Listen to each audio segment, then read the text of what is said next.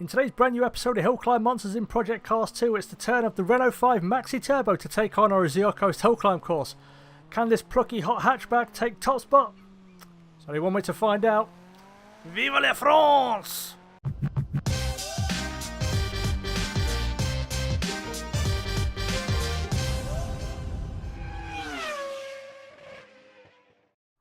What's going on, guys? My name is Batilio and welcome back to Project Cars 2 and a brand new episode of Hill Climb Monsters. And before we jump into today's episode, apologies for the last few days. About 4 days I've not had a video out, and if you follow me on Twitter or Facebook, you'll know the reason why. I've just been really run down and I do sound a little bit ill. I think my throat still feels a bit funny.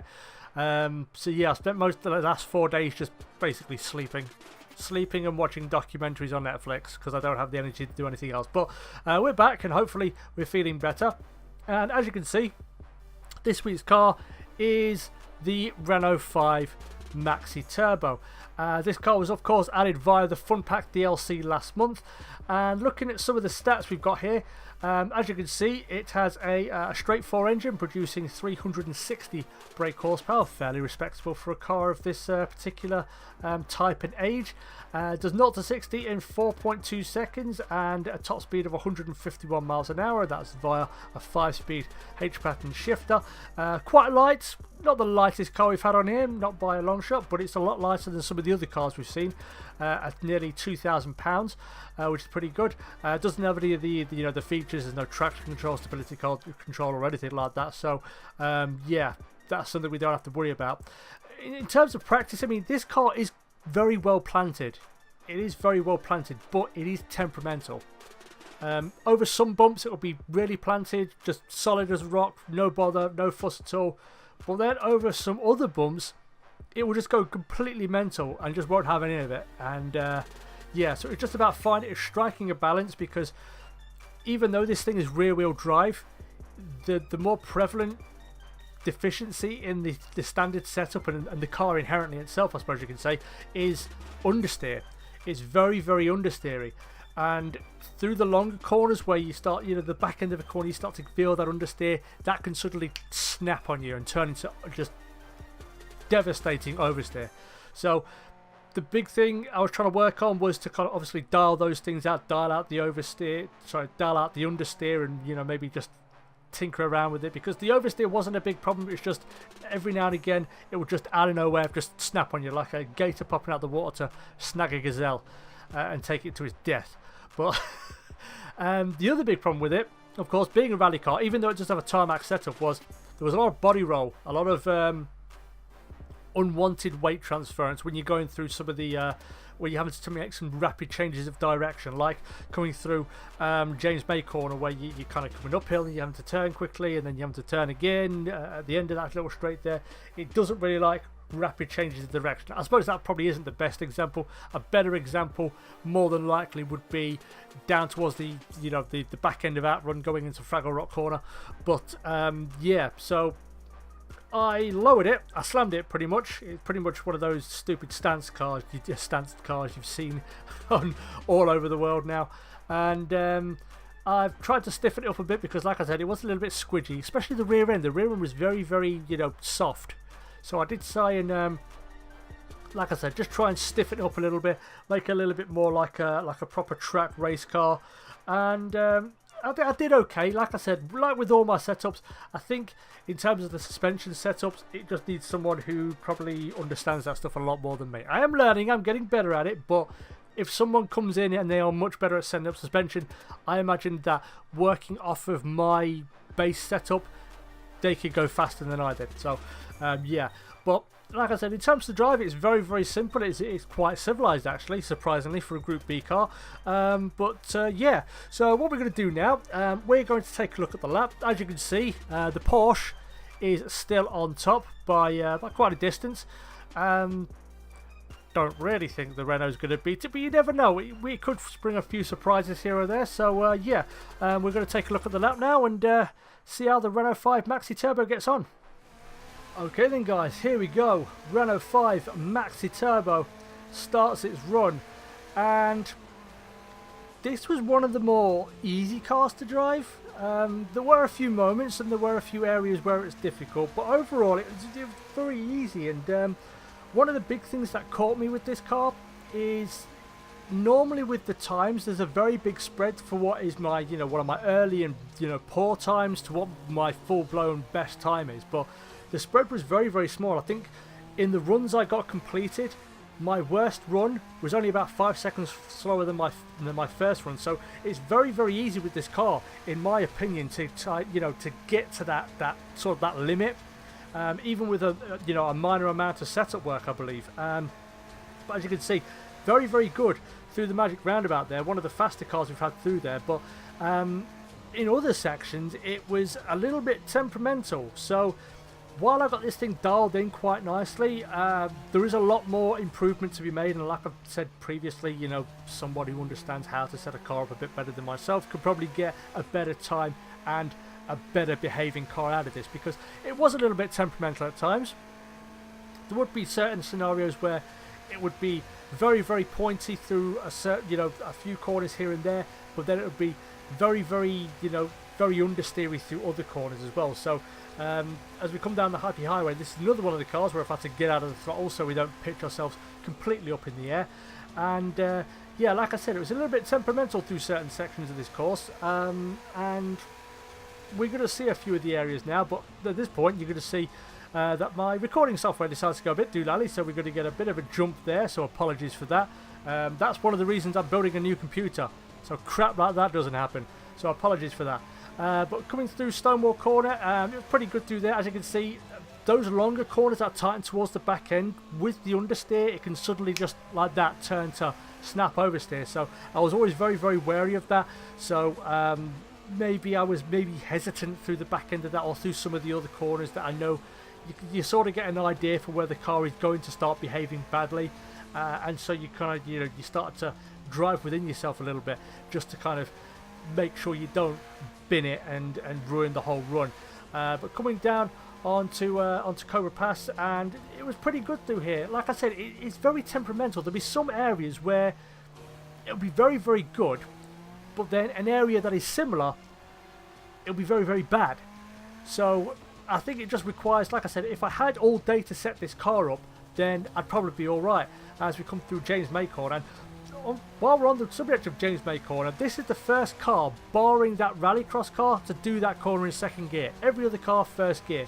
Now whether that's because it's one of the the least powerful cars we've done, I'm not sure, but fun nonetheless. Fun fact for you. But coming through the first sector, we have improved on our best time. Not going to tell you by how much. That's the reason I've altered my HUD so you can't see the time, so you get a nice surprise at the end of it, and also to make sure you watch the entire video as well. But yeah, coming down to here, this corner was the worst one. As you can see, I'm not getting tight to the apex like I normally would, and you just saw a little bit of counter steer there. That's because any time I got to the apex, the back end would just fling itself out, and there was nothing I could do. Even going half throttle, quarter throttle, it was having none of it. So that was one of the more difficult corners. But as we come through Fraggle Rock Corner, I think at this point I figured that corner out. That's not so much of an issue anymore. Fairly straightforward, and did it very, very quickly through here. These couple of corners here was very, very difficult, and coming down to Bridge Corner, the braking zone was quite tough, but once you get it slowed down, coming through the corner itself, which is quite long, a little bit longer than it looks on the initial entry, it was very, very good. But like I said, it was a bit Jekyll and Hyde, I think this car would best describe it. It was very, very Jekyll and Hyde, because sometimes it would be very, very pointy at the front end, but then the next corner it would be very understeery, and then you get oversteer, and it was just a little bit all over the place, and you didn't quite know how it was going to react to a corner. But one of the things I will say is, even though this thing has, I've dialed it up to 100% boost, you're not getting those wicked, nasty, just sparks of oversteer that can really catch you out when the boost kicks in. I imagine, obviously, because it's a smaller car with a smaller engine, it'll have a smaller turbo compared to some of the other turbocharged cars, and definitely smaller than the car we had last week, the 935, with two massive Triple K turbochargers on it. It's going to have a hell of a lot less in terms of boost than that thing did. But yeah, it was very, very good, and like I said, it was quite civilized for the most part. Getting to the limit, the ragged edge on this thing, the absolute best that it can do, I found it very simple. Well, not simple, but I found I was getting there a lot quicker than I have been with other cars. Like I said, the spread between my best time and my worst time was very, very small with this car. And coming down into here, very, very good on the brake. And as you can see, we almost invalidate the lap by cutting that corner just a little bit too fine. But it is a rally car, so we should be allowed to go on the grass just a little bit just to get the lap done. But coming down towards the back end of the section, and these two bumps here can catch a few cars out, but this one very civilized, fairly straightforward, one of the better performing cars through that little section, through those couple of bumps there. I imagine it's just because it's a rally car, and even though I've got this thing pretty much slammed, it won't go any lower in setup, but I still think it rides quite high. But coming through this second sector, we're actually down, so we've pretty much ruined whatever we gained in the first sector. We've pretty much ruined what we did gain and lost out. I think we're a little bit behind as well compared to our best time, but so it puts extra emphasis, and I knew it going in, put extra emphasis on having a very good final sector, because the run before this I had a very good first and second sector, but I balls the last one up, which gave me a decent time, but I knew I could go better through that final sector. But coming down into, like I said, the final sector, and this was the area where the whole Jekyll and Hyde thing, there'd be certain corners where it'd be very pointy. I could get into the apex very, very simply, without much fuss, without much bother. Then there'd be other corners where it just didn't want to cooperate, which was a little bit annoying. And like I said, if I had the whole day to set this car up, I probably could dial it all out. But as you're going to see here, very simple apex, job done. But this next corner, don't quite get it where I wanted to. And then coming up to this corner here, coming through, it's a delayed apex, very, very late. Get it exactly where I want it. But this next one, nowhere near. Just too far in the middle of the track. And then this one is a little bit better, maybe a little bit too off the apex, but this one's a bit better as well. So like I said, it was a bit temperamental. It was a little bit difficult to drive through certain sections, but overall it was very, very good. And like I said, the main thing you're going to have to dial out with this thing is the understeer. And coming down into this final section, Rocky Road, if you have too much understeer in the car, you need to do adjustments. This is where it's going to show up, because these corners can really catch you out. They look a lot faster than they actually are. And coming up to this final corner, you have to get out of it just a little bit, just there, and then get back on it again, just so you can go flat through this final part. Otherwise, if you try and go flat from the start, you're just going to find yourself into those barriers on the outside. But coming through the final corner and our final run down towards the finishing line, it is going to be a time of 7 minutes 47.222, which, when you look at our leaderboard, isn't all that impressive. It's in 7th place. It's beaten the Camaro by a good 7 seconds, but it's a good 12 seconds back on the Audi V8 DTM, so it is very much in no man's land as things stand. There will be cars which are going to challenge it or be around its level, and it'd be interesting to see how they compare. But don't think we were ever thinking it was going to challenge the Porsche at top spot. But as you can see from the actual full-blown in-game time trial leaderboard, we're actually 4th in the table, which is, as things stand, the best time on this course in a Group B car on PS4 in the world. So I'm pretty happy with that time. I think with a full day of testing and some more running, I probably could get to 3rd.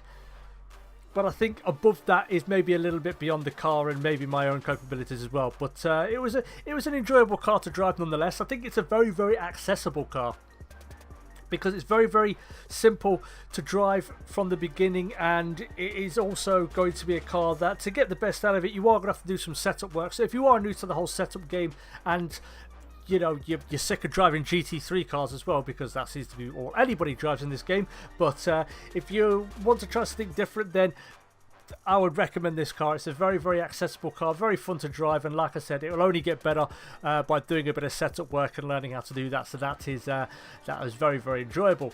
But that is the end of today's episode, guys. So thank you everybody so much for watching. If you did enjoy and would like to see more Project Cars 2 or racing content from myself, then make sure you hit that like button and subscribe. Next week, or should I say this weekend's episode of Hill Climb Monsters, is going to be a little bit different in the fact that a special guest, somebody who is a fan of mine, apparently, is going to be picking the car that I'm going to be driving for next week's episode. I'm not sure what it is yet. They're going to pick on the day, so that should be pretty fun or horrible. They may pick something that is completely ridiculous, but we'll see. We don't know.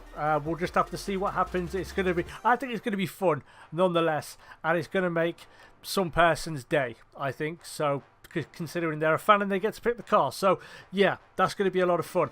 So, yeah, make sure you tune into that. So, if you're not subscribed, make sure you do. But again, guys, thank you everybody so much for watching. Take care. And as always, I will catch you in the next video. Peace.